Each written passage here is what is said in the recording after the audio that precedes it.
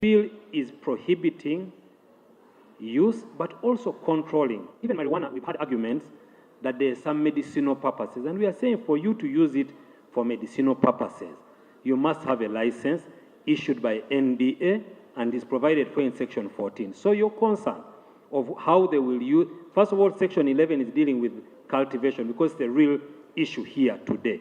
If you want to cultivate it, you get a license. If you want to use it for other purposes, go to Section 14, Clause 14, get a license under NDA, and then export, sell, do whatever you want to do with any controlled or prohibited substance. At this point, the Deputy Speaker of Parliament, Thomas Tayebwa, was forced to avail a practical example to explain the contradiction. It's very clear, for example, under our traffic laws, that it is prohibited to drive from a different side, okay, from the opposite lane. But under that same ambulances, and even me, the speaker, by the way, I'm around. But it is prohibited. The bill now creates an avenue of pushing away these local farmers of ours who would not have those big sums of money to get that license from the minister.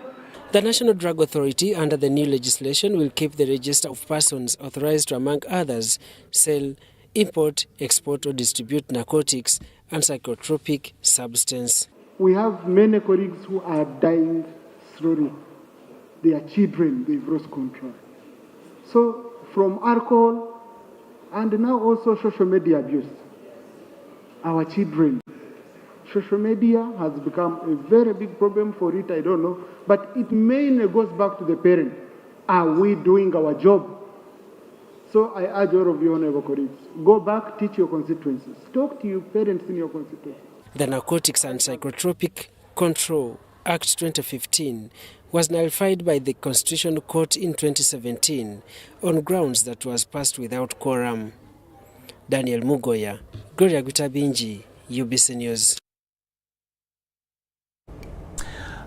Now, the Fika Salama operations have been reinstated by the police with the objective of addressing traffic violations and assuring road safety along the Entebbe Expressway. Now, this initiative involves enforcing a speed limit of 100 km/h to discourage speeding and other traffic infractions, ultimately promoting a culture of careful driving and mitigating the occurrence of road accidents. The revival of these operations underscores both the police force's dedication and the involvement of pertinent stakeholders in augmenting road safety measures. Ivan Kahwa reports.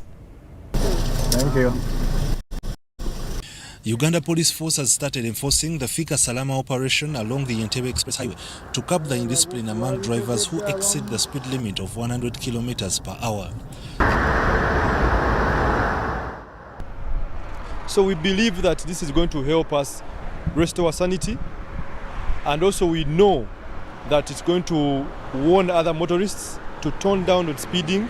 The identification of offenders is facilitated by a speed gun equipped with cameras and sensors positioned along the road. And immediately they send us this information on every vehicle that is using this road, giving us the speed, the particular speed that each vehicle is driving at. Then of course here in the operation here, we are able to get that information from the officers who are monitoring these cameras, and then we are able to know that, oh, this vehicle was driving at this speed, then we issue a receipt. Police encountered difficulties in dealing with road users who were not cooperative, including failing to stop or provide necessary documents. You could have seen me even issuing, or us issuing some stickers. We are trying also to speak to these people, because if really people's minds can change, changing their mindsets and then the behavioral change, really we shall have really good drivers on most of these roads. Individuals who violated the provision are issued immediate penalty tickets amounting to 200,000 Uganda shillings. It is a system of 200,000, then you will be required to pay 300,000 after when you exceed a month, that is 28 days of a month. The average speed is 100, I think I was doing 110, but also someone could be at 180, so they might have an emergency, or they might have a new car and they want to see how far it goes. There are not many roads like this, but I think usually it's just being oblivious to the speed, to the rules on the road, and also not knowing that there is a limit. We've been able to apprehend some traffic offenders. You may have seen several motorists being stopped. So we can see that by use of science and technology, we can actually use it to our advantage in managing road safety on our highways. The Fika Salama operation, which translates to Arrive Safely, was initially introduced in 2016 as a collaborative initiative involving the Uganda National Roads Authority, Uganda Police to combat drunken driving and other traffic-related offences. Ivan Kahwa and Rogers Komagum, UBC News. Now, the Minister for Internal Affairs, General Kahinda Otafire, has disowned the Russian company that had been contracted to install digital number plates in Uganda. While appearing before the Parliamentary Committee on Physical Infrastructure, the Minister shocked the committee when he denied having knowledge of the company. Susan Nawanga reports. And glory. And advance the good of those who The Minister for Internal Affairs, General Kahinda Otafire, has appeared before the Parliamentary Committee on Physical Infrastructure on inquiries of digital number plates. The Minister, accompanied by URA officials, denied having knowledge in the joint stock global security company that was contracted to install digital number plates. About your involvement, your role, to the progress. I got to know about this project other than from the press was when Mr. Wavamuno wrote to me complaining about the shutdown of his business. I called the permanent secretary, and the permanent secretary told me he didn't have anything. He didn't know anything about the project. So I wrote to the president. The members of the committee sought to know the credibility of the company and its capacity to handle the task given to it. Minister Kahinda Otafire distanced himself from the process that led to the identification and awarding of the contract to the company. Have you ever discussed this issue in cabinet? If so, what resolution did you come up with? Then secondly, this global security company. Who is behind this company? I don't know. I've never seen them. I've never seen anybody from global what? Security. Global security. Yes. Never. Kahinda Otafire further told the committee that police had earlier on poked holes in the company and had asked him to intervene and stop the process, but also further investigate the company. Similarly, the committee learned that the due diligence that was carried out indicated non-existence of digital number plates in Russia, contrary to the early information that had been provided to the committee. That the Russians are hacking into our system is what the police reported to me. They said these fellows came with computers and they wanted to enter our system, and there was resistance from the police. It's alleged that the team that had been sent to Russia to carry out due diligence did not go there as directed. A group of people just went to Dubai. So we want to know, these people went and did due diligence. Who are they? Although the minister is expected to come along with the technical team to give clarity on the process given its complexity, this was not the case. Accordingly, Uganda Revenue Authority did not receive any documentation on revenue sharing of 15% from joint stock global security company as earlier agreed. That indeed our letter confirms that we have not been privy to this discussion, and when we were advised to implement, that's when we wrote to the Honorable Permanent Secretary, who wrote to us saying, please advise us, and whatever advice you give us, we'll submit it to the Ministry of Finance for approval. The agreement was that the company takes 80% for the period of contract of 10 years and 15% remitted to government. The process of installing digital number plates was intended to curb crime following guidance by the President. Susan Naung and Gloria Guitabinji reporting for EBC TV. Professor David Bachwinga of Makerere University says the new law for trust should guide the court on how to get involved in issues of trust in the family. He was chairing the last consultative meeting of what should be included in the draft trust law in Kampala. He advises the public to utilize the legal officers if they are to entrust their property with their trustees to avoid conflict. guided on how it should intervene in family issues of trust and how it can be limited. He wants to consolidate the scattered laws of trust to show who is an eligible trust and what criteria to follow. Normally known as a trustee holds property for the benefit of other persons called beneficiaries. Where I believe about the various types of trusts, you have the express trust, which is deliberately created by the settler. You have the implied trust, which arises from circumstances, but normally arises where a settler actually fails to transfer property to a trustee or fails to create a trust. So you have what is called a resulting trust. The property goes back to the settler. Justice Musa Sekana confirmed that more of the retired judges will sit on the committee.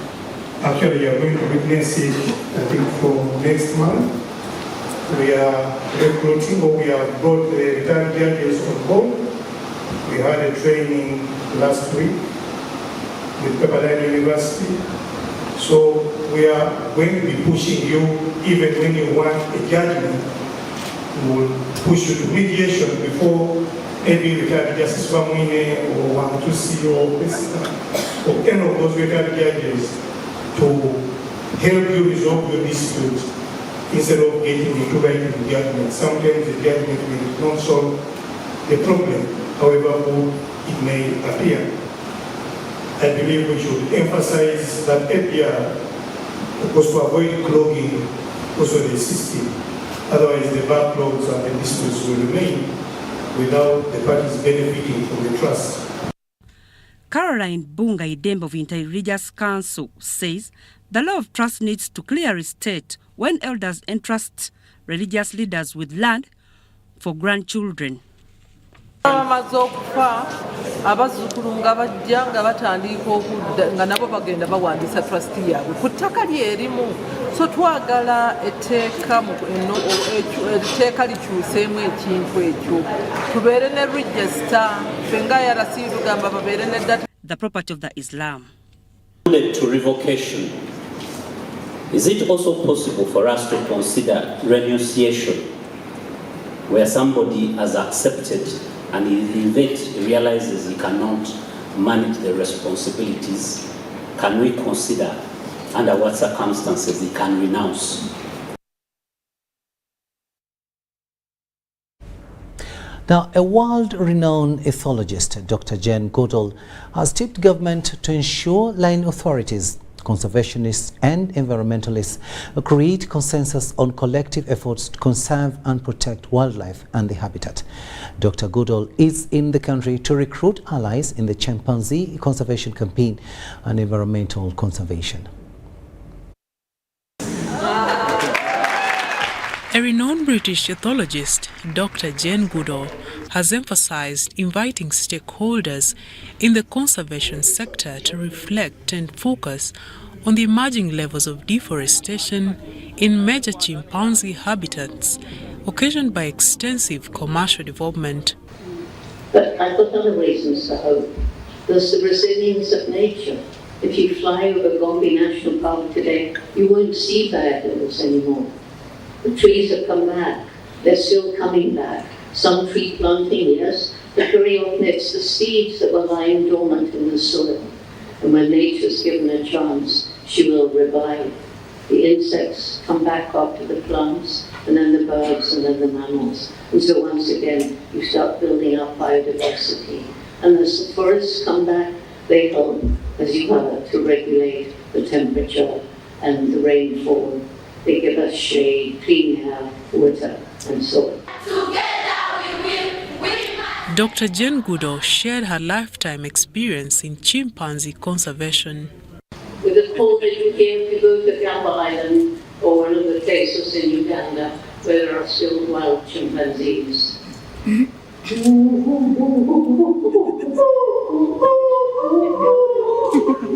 Come on. Dr. Gudo emphasized the Roots and Shoots program, which inspires young people to plan and implement different types of the activities in addressing problems facing the environment. So we are advocating for a multi-sectoral approach where we build the connectedness between forestry, agriculture, water, and all those different sectors so that people see that these systems are really connected. The Executive Director, Jane Goodall Institute, James Byamukama, said the country needs to preserve her natural ecosystems by conserving chimpanzees and their habitats. The chimpanzees live in nature, in their home. They don't have houses anywhere other than in Gamba. You don't find them in houses in Gamba. It's a very exception. We talk about historic more of Uganda. But they live in the forest, and forest is their home. Therefore, we target the conservation of chimpanzees with their habitat, such that this habitat, the forests, are able to produce the ecosystem services that will make us live.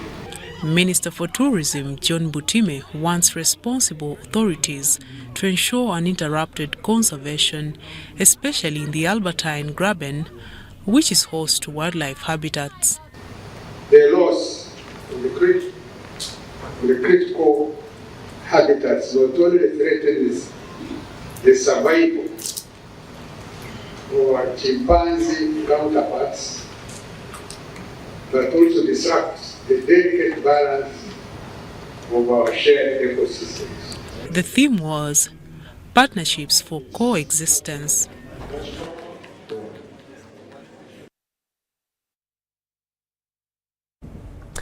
Uganda Institute of Professional Engineers has entered a 3-year partnership with Innovent Labs Africa to provide guidance to engineers. Now, the President, Uganda Institute of Professional Engineers, Engineer Andrew Muhwezi, says the mobilization will promote economic transformation.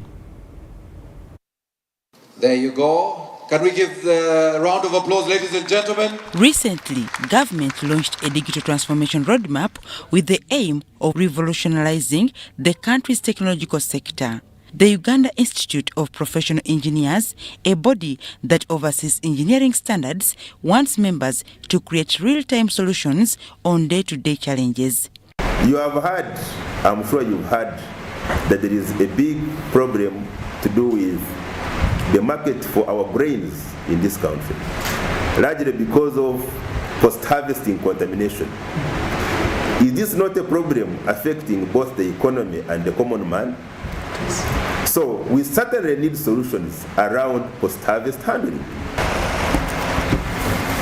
Okay, so the Institute has entered a partnership with Innovate Labs Africa, from which engineers will enjoy customized solutions in the innovation and entrepreneurship ecosystem.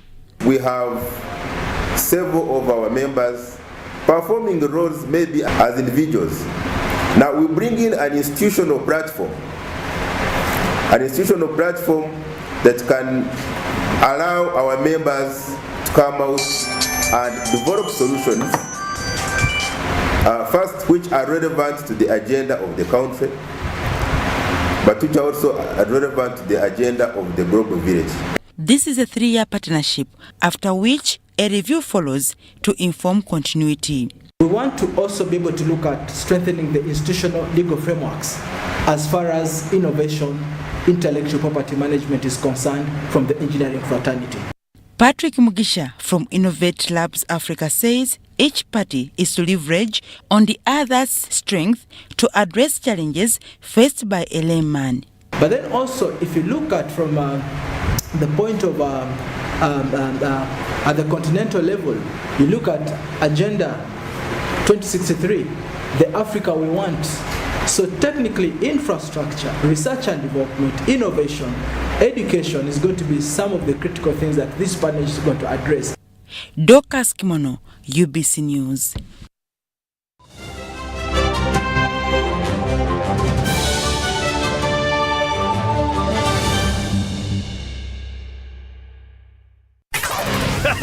what? It's super fast internet. Oh, it's a super camera. It's a super battery. Phone battery full. Yeah, it's a super deal. Get the Kabaddi Super from MTN now at a reduced initial deposit of only 49,000 shillings and pay the balance in Pola for as low as 833 shillings per day. Grab this Super Kabaddi deal this Christmas and get 2 GB of free MTN data every month for 8 months. Get the Kabaddi Super now from any MTN shop countrywide. Everywhere you go, MTN. Regulated by UCC.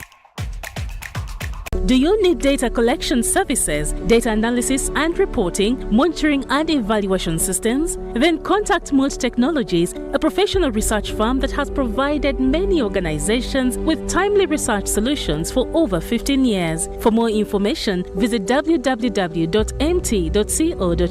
or call us on 0704 913 399 or 0782 602 963. Visit our office in Kampala at Sayuni Complex in Tinda. Mood Technologies, your professional research firm.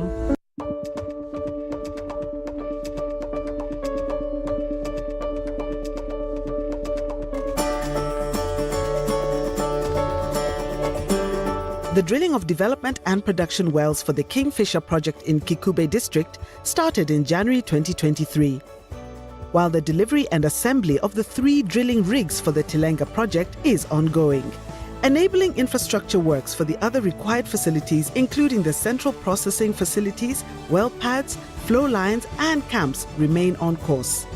The produced resources will be commercialized via the East Africa crude oil pipeline, which will run from Uganda to Tanzania, and the 60,000 barrels of oil per day Uganda refinery project, which will be constructed in Hoima. These projects are bringing investment of $15 billion into the country. The Petroleum Authority of Uganda, creating lasting value in Uganda's oil journey.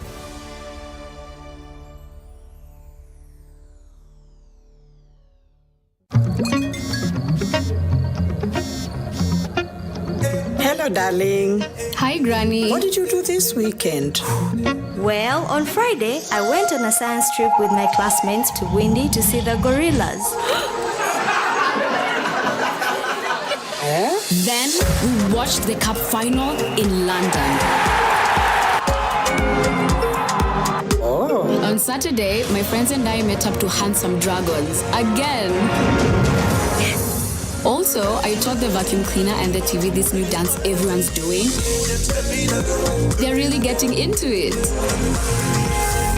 And on Sunday, I went to bed watching the world from space.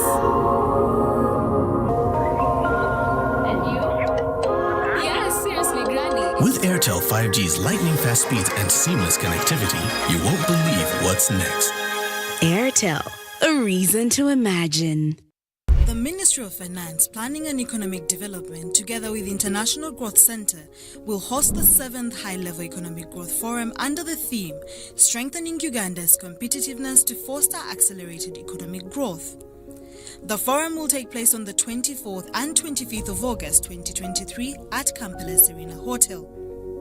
The 7th EGF will focus on global economic development and economic growth in Uganda, domestic revenue mobilization, boosting exports and farm productivity, climate change and growth, as well as technology as a driver of productivity and growth.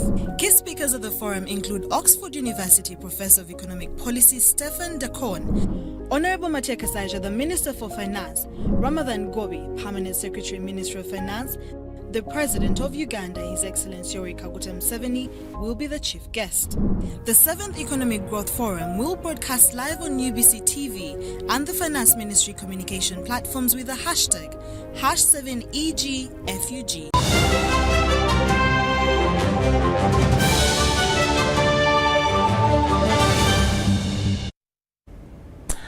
Welcome back from that break, and this is News Tonight here on UBC TV. My name is Rukidi Edward Kijjanangoma. The National Environment Management Authority, NEMA, has commenced discussions with stakeholders in the conservation of biodiversity to deliberate on the localization of the Kunming-Montreal Global Biodiversity Framework. Now, these talks are taking place at Protea Hotel here in Kampala. Now, this gathering is occurring against the backdrop of an alarming trend, the decline of a potential extinction of numerous species worldwide due to the adverse effects of human activity on the environment. A number of biodiversity is facing extinction due to human activities.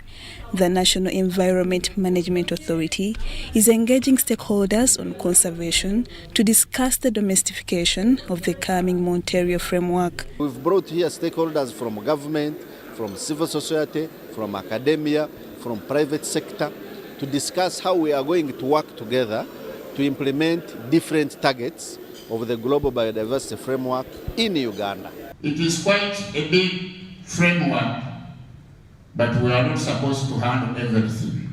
Not everything touches us. There are those which are specific to this country, and the aspect of domestication of this framework to the country needs is key. There is need to reclaim biodiversity through habitat restoration, sustainable land use, managing protected areas. Uganda played a very key role in the development of the Kunming-Montreal Global Biodiversity Framework. It is therefore now time for Uganda to translate the good work done at the global level. The Global Biodiversity Framework is reviewed and aligned to Uganda's framework. Implementation will be easy.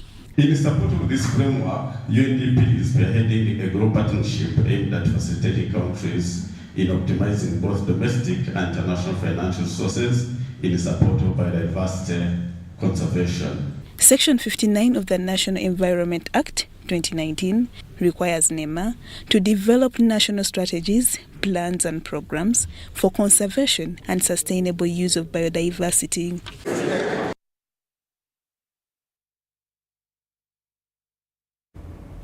Now, in collaborative efforts, the Rotary Club of Kampala South, along with the Rotary Club of Taipei in Taiwan, has donated crucial medical equipment valued at 100 million Ugandan shillings.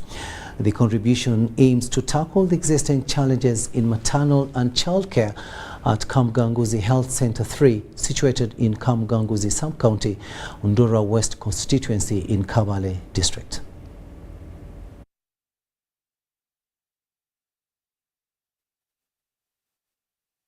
This donation occurred during the launch of a comprehensive 3-year maternal and child health project at Kamuganguzi Health Center 3 facility. The contributed items encompass a wide array of vital medical tools, including a portable ultrasound scanner, bolstered by a carefully designed follow-up supervision program. The donation also includes 2 professional delivery beds, an arm-type blood pressure monitor, weighing scales, and other critical medical equipment. Regarding the integrated follow-up technology in the ultrasound scan, Tinker clarified that the system enables them to gather data for monitoring mothers and also facilitates medical staff in conveniently tracking the progress of the mothers they assist.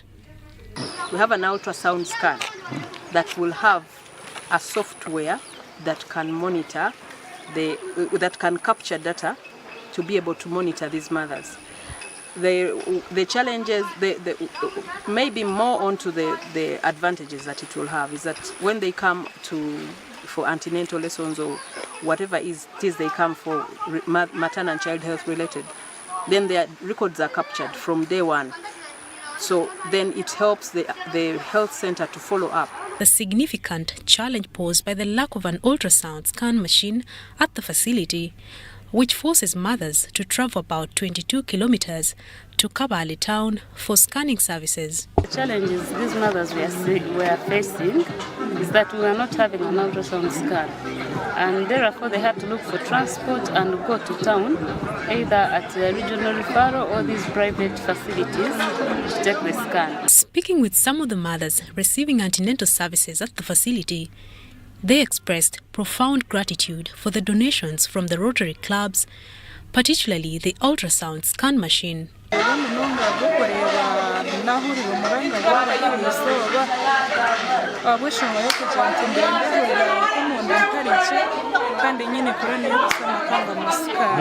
In his address, Elvis Nzeire, the mayor of Katuna Town Council, emphasized that the health facilities impact extends beyond Katuna's borders, as it also serves mothers from Rwanda.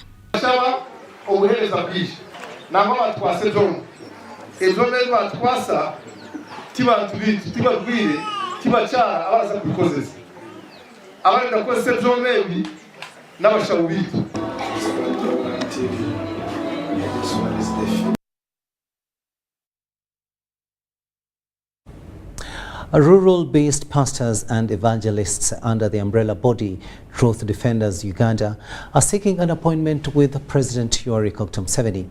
Apostle William Wandukwa told UBC that they are in touch with the masses but cannot access government programs. The group of members from Kamuli, Luwero, Namutumba, Rakai, Mubende, Chotila and other villages under their joint body Truth Defenders Uganda is representing over 500,000 members seeking audience to meet the president. With the born-again Pentecostal churches in rural areas, humbly request to have a meeting with you. We know you have been passing through some of our leaders to reach us. And we are we are grateful for that. Unfortunately, don't get a chance to talk to you directly. We are the people who know the suffering of the rural area pastors. They also claim to be excluded from the numerous government projects, yet their allocation and access to the masses is a clear means to eradicate poverty. Any government projects, we are being sidelined. As leaders, we don't know how it has been, but we find ourselves not being inclusive, not included in most of the government projects. Teekateeka za gavumenti okugezanga emyoga ogwaffe ogw'abasumba tegwalimu.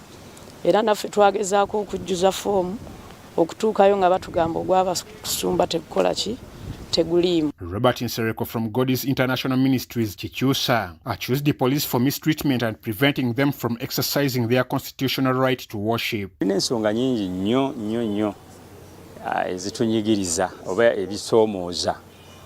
Ekya poliisi okubanga eyimiriza enkuŋŋaana zaffe eruweero ezaako okugoberera amateeka ge batuteerawo. After failing to meet President Museveni, they resorted to the media as a link to concern the authorities.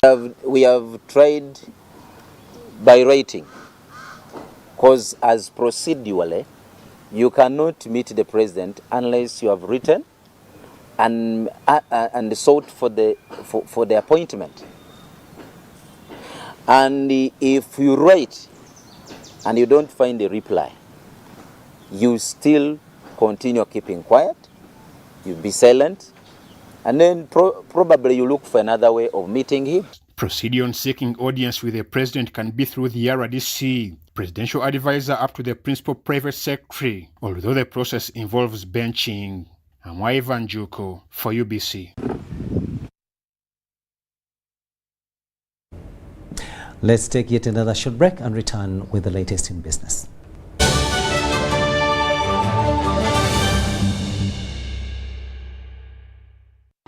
Dear Airtel customer, we know that there are days when unexpected stays in hospital stand in the way of your family's welfare.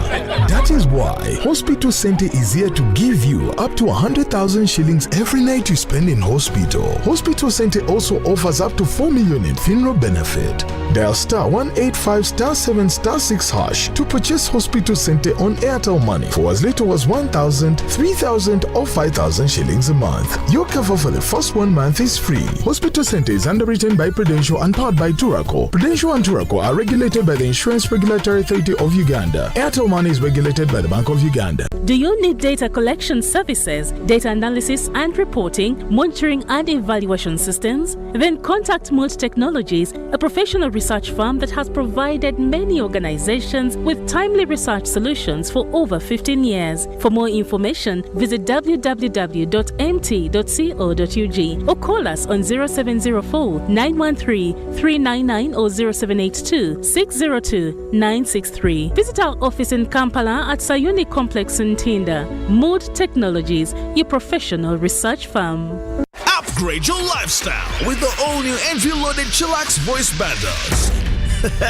Now, call all networks in Uganda with Chillax voice bundles. Call all networks, no expiry, no worries. Dial *100 *1# and select call all networks. Airtel, a reason to imagine.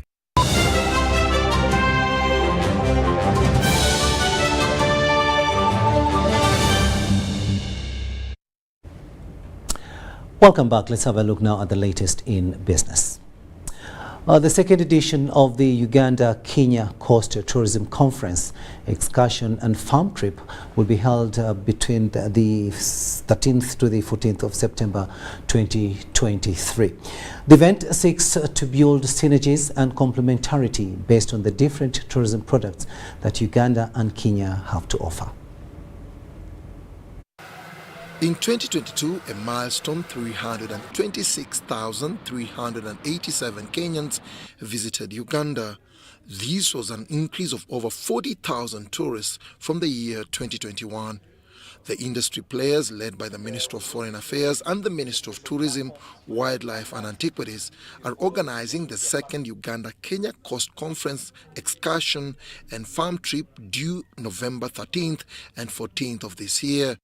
It is possible to leverage on the improved connection to grow tourism between Uganda and Kenya, and particularly the coast. The theme for this year's conference is consolidating networks, synergies, and diversity to maximize the tourism potential between Uganda and Kenya coastal region. Uganda is the second biggest source market for Kenya after the US. And last year, over 150,000 Ugandans visited Kenya.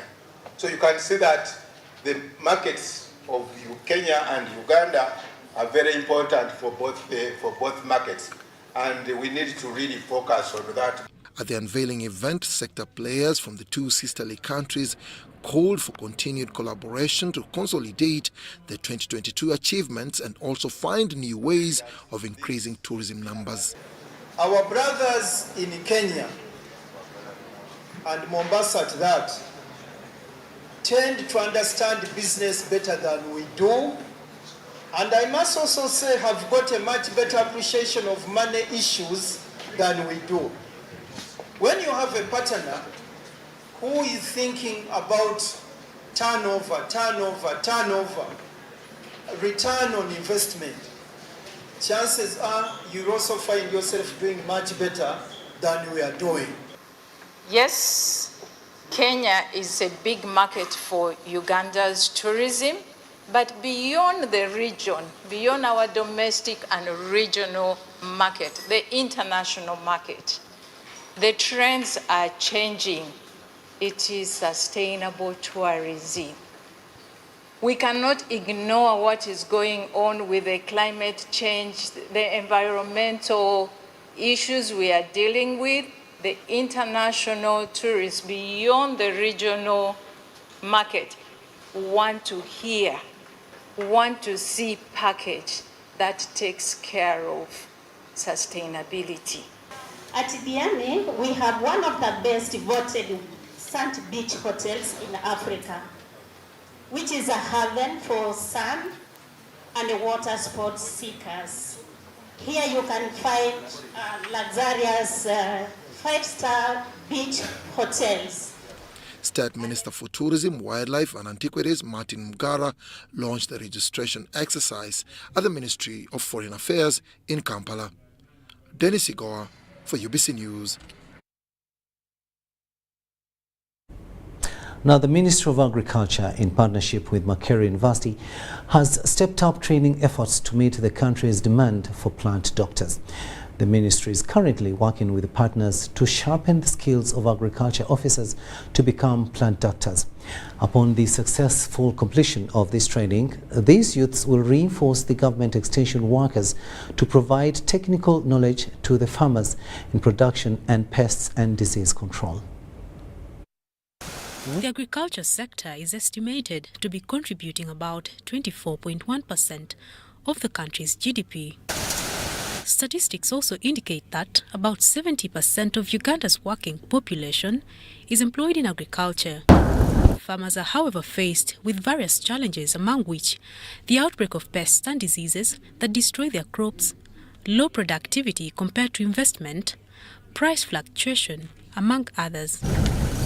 While farmers continue to choke on these pressing challenges, the government extension workers are yet to rescue them. The reason is because these are not enough to reach all the farmers. For instance, the ratio of extension officer to farmer should be 1 to 400. That means our extension officers have a big burden to carry and they become a little bit less efficient and effective.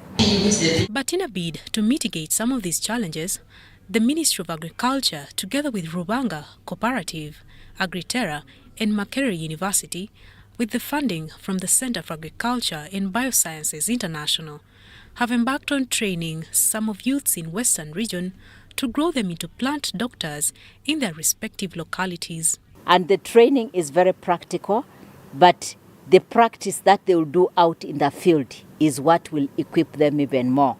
There is information material that they will use, but we can also plan to have a refresher training. The staff that we've trained before have actually proved that it can be able to work. By ensuring that farmers actually reduce losses that are brought about by diseases and pests in their gardens.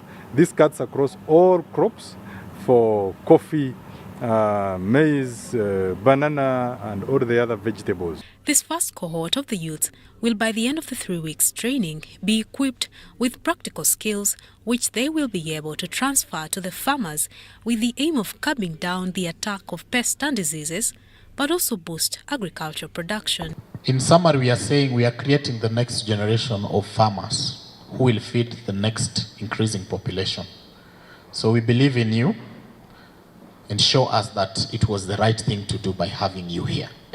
But if you think putting on a plant doctor clinic coat will make you a doctor without practicing, forget. The trainees have been warned against extorting money from farmers, but rather to start their own agri-input shops to earn a living. Because services like agro-dealer shops, agro-dealer business is a private business. If they offer spray services, because we have a big challenge that is growing on misuse of pesticides, and so the farmers can actually offer spray services to farmers and be able to get resources out of that. But of course, this is all something that will be regulated by government.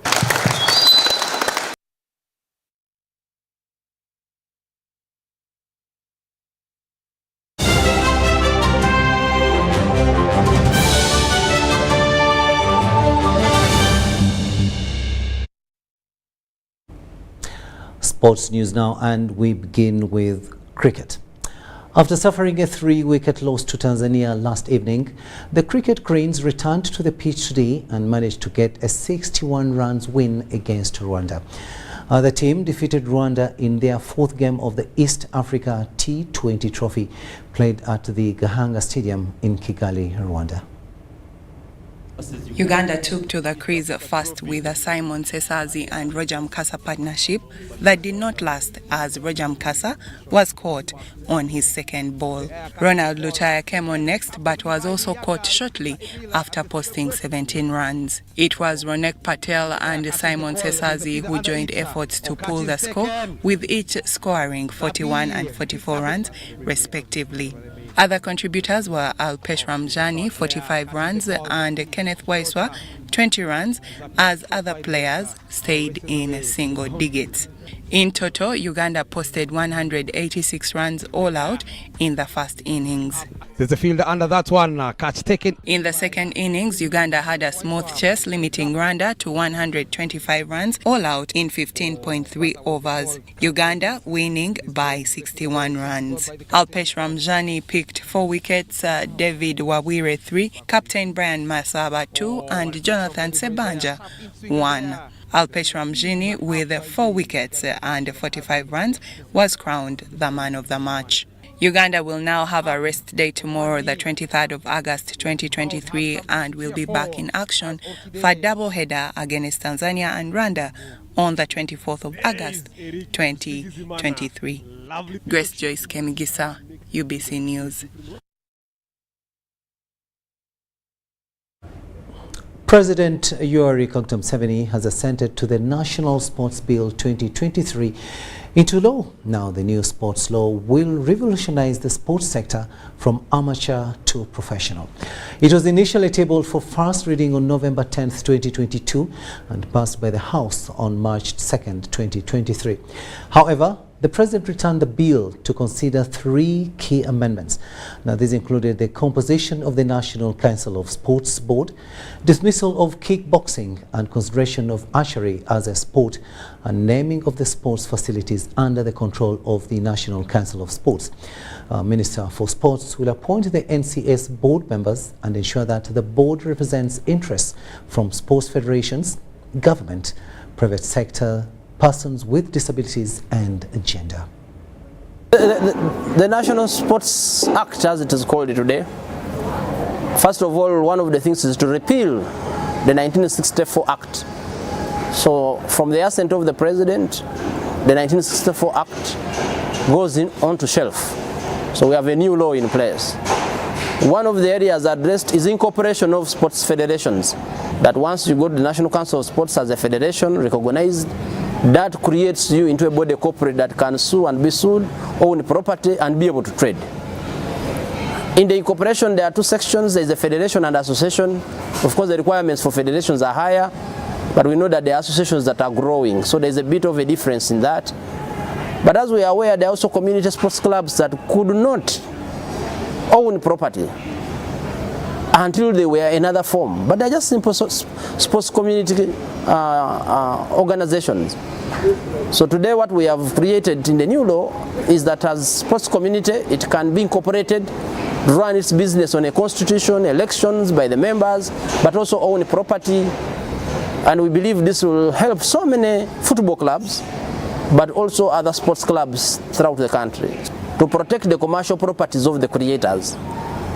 You know, a player, a coach, a club owner, they come together and create, I'll use football as an example, a property which is sold on the market, either electronically or by presence. And the law is actually protecting to ensure that the creators benefit from it. I've heard some sections of people saying the federations are going to stop the media. It has never been the objective of the federation to stop the media, because they are partners and players in ensure that we promote this. So there will only be a mechanism of how we operate. Authorization does not necessarily mean exchange of money, but let there be authorization such that the content carried out is carried out in good faith and promotion. So the new law makes everybody who is on the land to be subject to the law.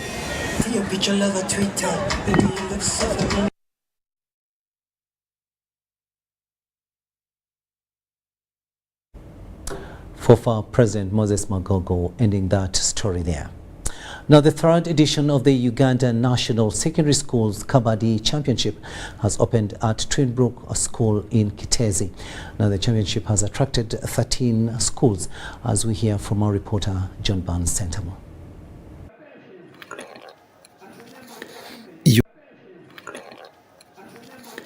Uganda Kabaddi Federation has continued its pathway of identifying talents.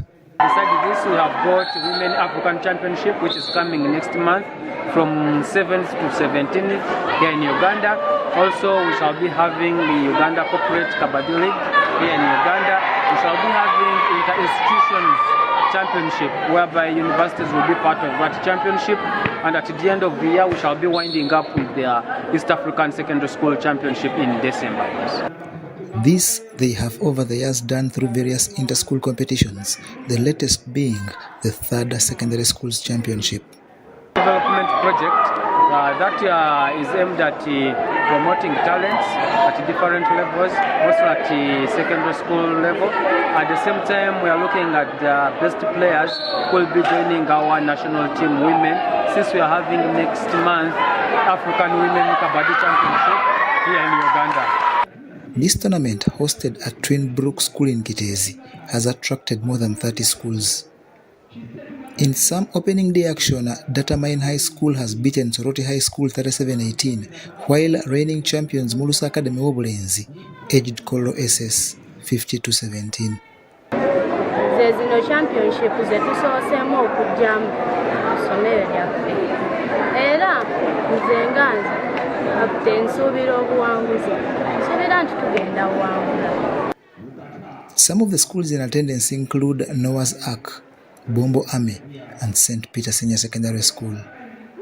John Barnes, Sentamo, GBC News.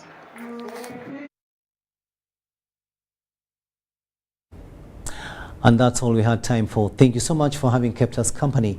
My name is Rukidi Edward Kijjanangoma, wishing you a blessed night, but I'll leave you with Juliet Nanteza with the weather forecast for tomorrow. Bright and sunny conditions dominated most parts of our country. My name is Juliet Nanteza with the latest weather updates from Uganda National Meteorological Authority. When we take a look at the satellite imagery today, it shows that the rain belt is far north of our country. That's why we are having dry conditions in most areas. In the morning, we expect sunny intervals throughout, that is for central, eastern, western, and then the northern part of our country, where we also expect bright and sunny conditions in most areas. Later on in the afternoon, we expect some light showers in the central at a maximum of 28. Eastern, we expect a maximum of 29, that is for Jinja and Toro. As for Soroti, we expect a maximum of 30 with light showers. Western, we expect a maximum of 33 in Kasese, 29 in Barra, and Kabale Highland, a maximum of 26. In the north, we expect a maximum of 31 in the Karamoja region with sunny intervals. Gulu, we expect a maximum of 30. And as for Arua, we expect a maximum of 29 with light showers. For the international forecast, Dubai, we expect bright and sunny conditions at a maximum of 42. Nairobi, we expect a maximum of 26 with sunny intervals. Cairo, we expect a maximum of 39 with sunny conditions. And for London, we expect a maximum of 25. That's all we had for you from Uganda National Meteorological Authority. For more info, log on to our website. Have a blessed night.